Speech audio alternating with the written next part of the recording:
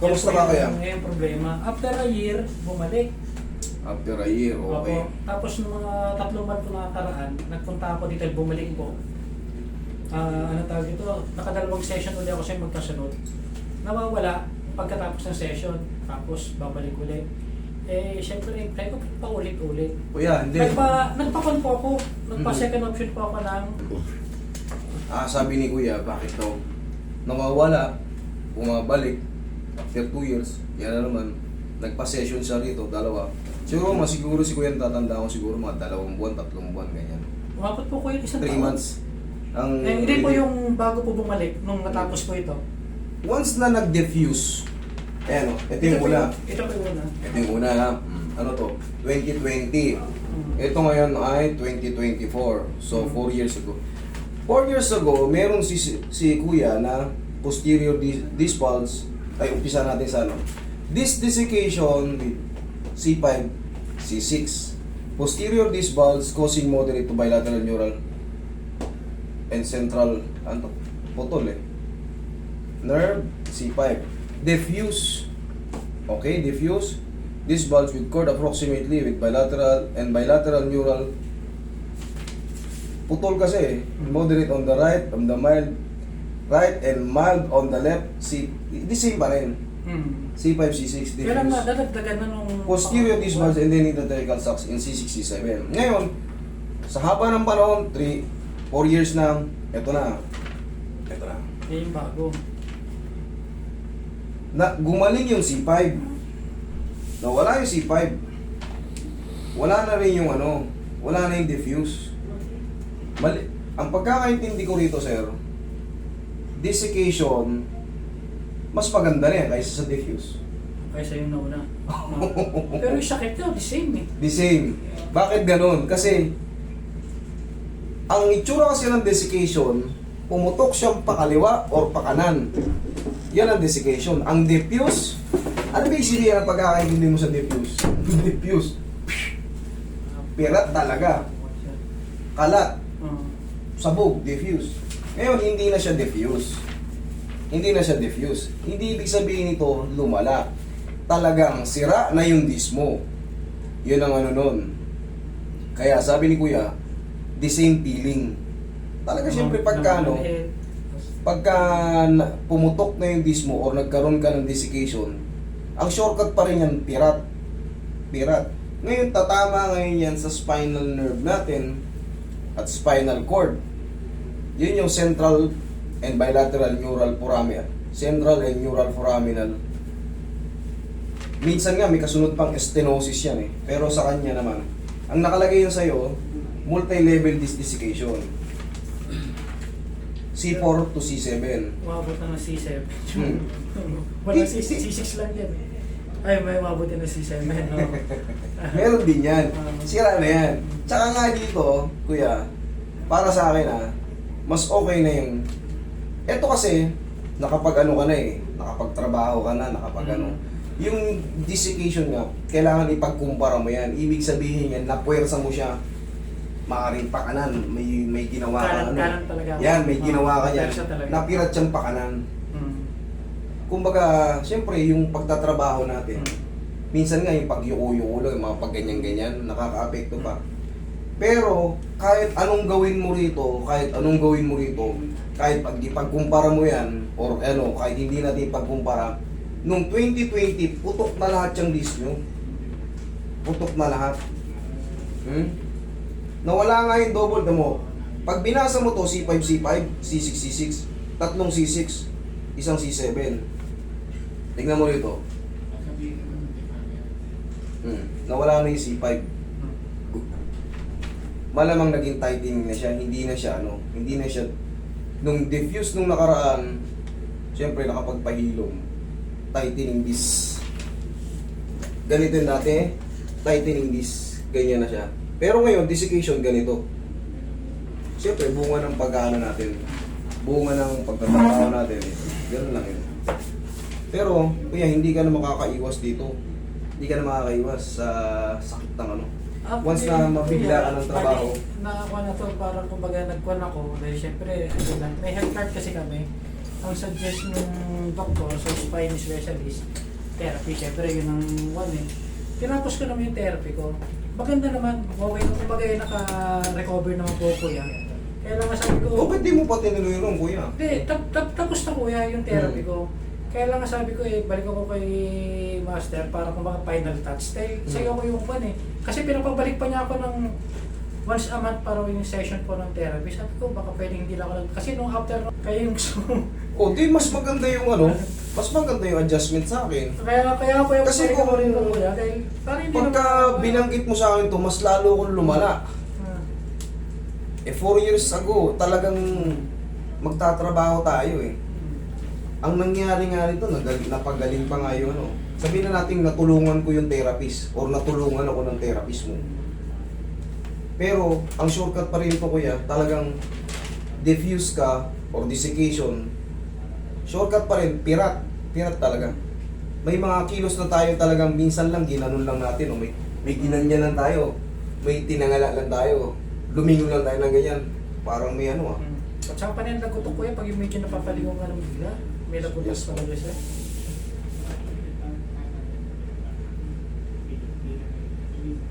Excuse me. Kaya sabi ko, paano kay master pa tapos na. O, at least nare-relieve kayo. Matagal bago bumalik. Tingnan natin.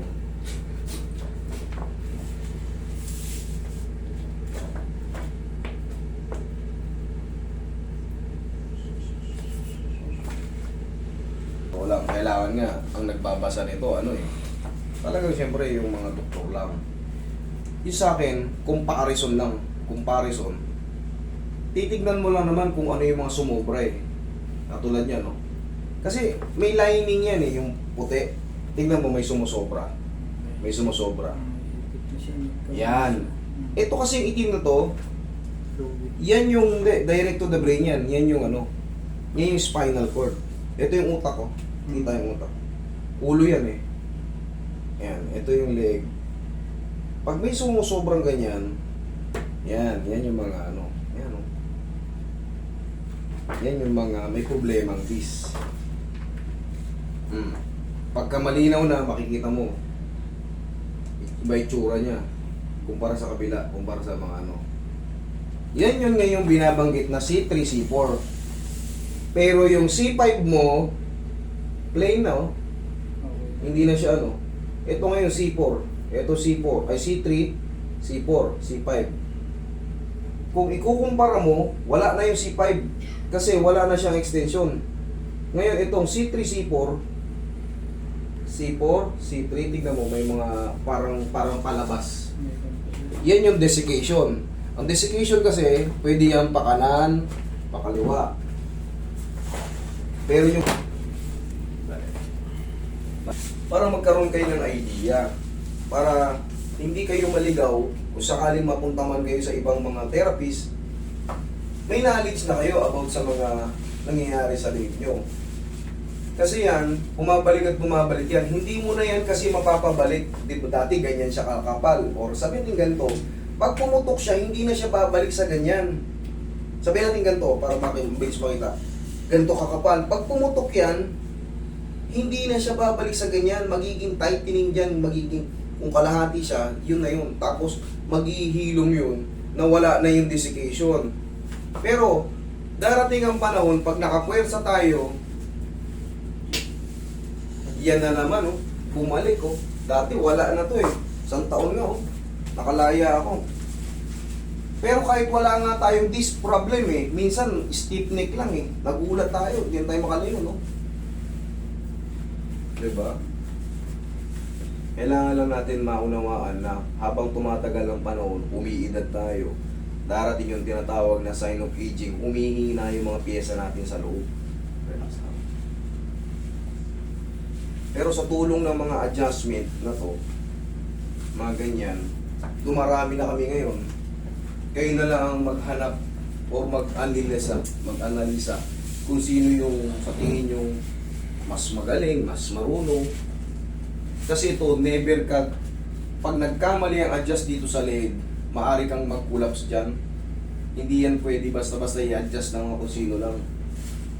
Yung mga hindi nakakaintindi. Kailangan dyan, kaya niyang i-explain yung magiging reaction tayo.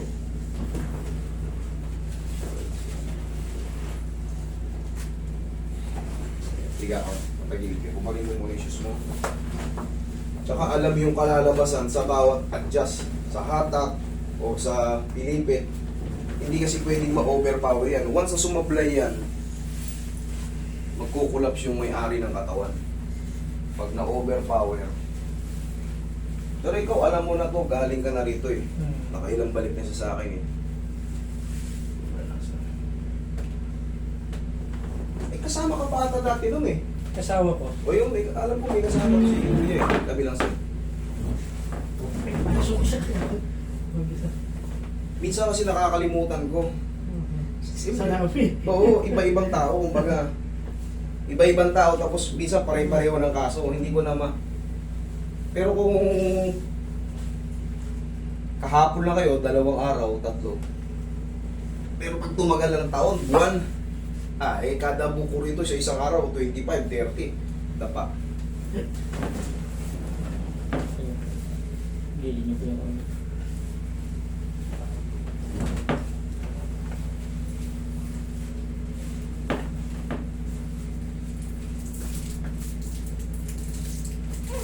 Relax na. Yun ang assignment mo ngayon, kuya. Reviewin mo yun sa ano, no? Doon ka lang palagi magpo-focus sa impression. I-type mo lang yan sa Google o kaya sa YouTube para makanood ka ng mga animation.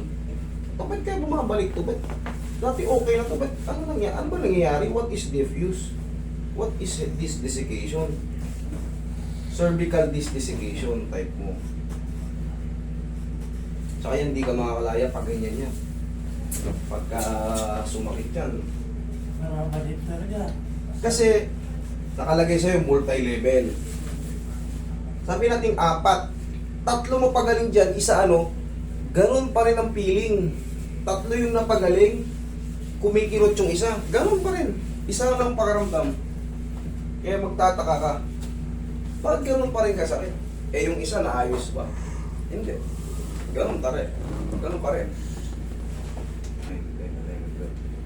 13, 14. Siyempre yung mga joint pa dyan sa loob. Kaya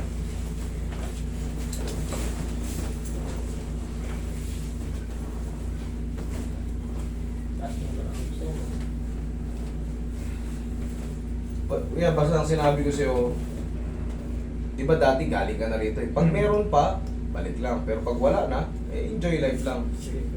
Pero kailangan talaga palagi niyong iingatan yung mga movement nyo sa liig. Kasi puro diffuse eh, multi-level hanggang C3, C4, C5, C6, C7. Okay, inhale, 0.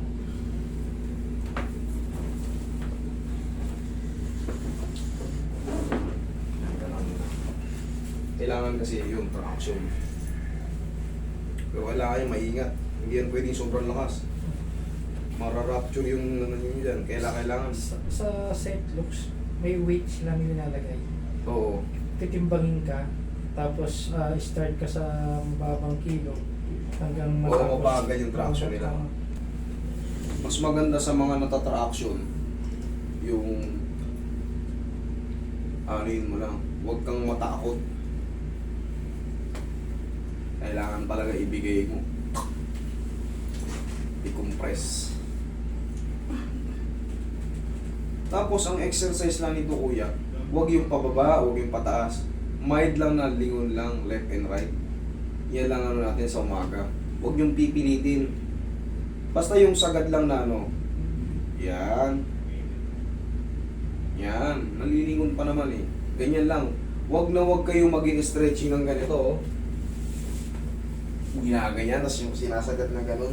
Tandaan nyo, unang nasisira yung posterior. Unang nasisira. Pag kinompress nyo ng ganun yan, yari kayo.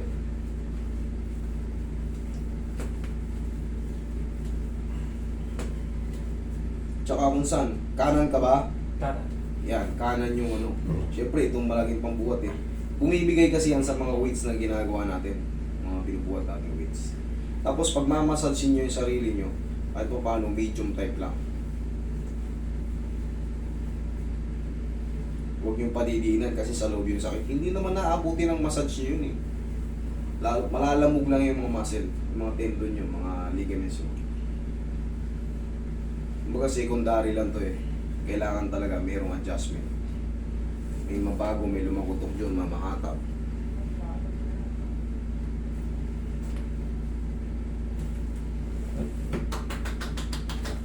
Oh, obserbahan mo. Ano mas maganda?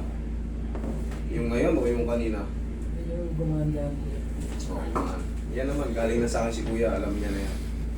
Kuya, pag maliligo gabi ha, Opo. huwag mo pag-uwi, baka maligo ka kagad eh. Ah,